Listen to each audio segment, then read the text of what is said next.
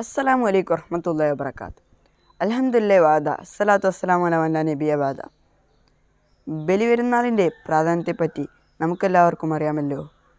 ബലിപെരുന്നാളിൻ്റെ പ്രാധാന്യത്തിൽ ഏറ്റവും വലിയ വശം ഇബ്രാഹിം നബിയുടേതും മകൻ ഇസ്മായിൽ നബിയുടേതുമാണ്. അള്ളാഹുവിനെ അനുസരണയും ഓർമ്മപ്പെടുത്തലുമാണ്. അള്ളാഹുവിൻ്റെ കൽപ്പന പ്രകാരം തൻ്റെ മകനെ ബലിയറക്കാൻ തയ്യാറായി ഇബ്രാഹിം നബി. ഇബ്രാഹിം നബിയുടെ ഭക്തിയിൽ തൃപ്തിപ്പെട്ട അള്ളാഹു തആല മകന് പകരം ഒരാടിനെ നൽകി ബലിയറക്കാൻ കൽപ്പിച്ചു.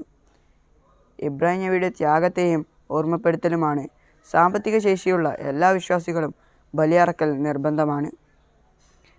ബലിയറുത്ത മൃഗത്തിൻ്റെ ഇറച്ചി പ്രധാനമായും 3 ഭാഗമായിട്ടാണ് വീതിക്കേണ്ടത്.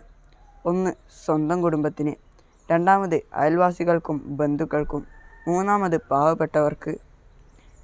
അതുപോലെ തന്നെ പ്രധാനപ്പെട്ടതാണ് ഹജ്ജ് കർമ്മം. വിശുദ്ധ മക്കയിലെ വാർഷിക തീർത്ഥാടനമായി ഹജ്ജ് കർമ്മം.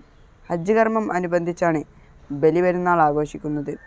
ഇസ്ലാമിക കലണ്ടറിൽ ദുൽഹിജ്ജ മാസം ദുൽഹിജ്ജ 10-ാം തീയതിയാണ് ബലിപെരുന്നാൾ ആഘോഷിക്കുന്നത്. എല്ലാവർക്കും പെരുന്നാൾ ആശംസകൾ. തഖബ്ബലല്ലാഹു മിന്നാ വമിൻകും.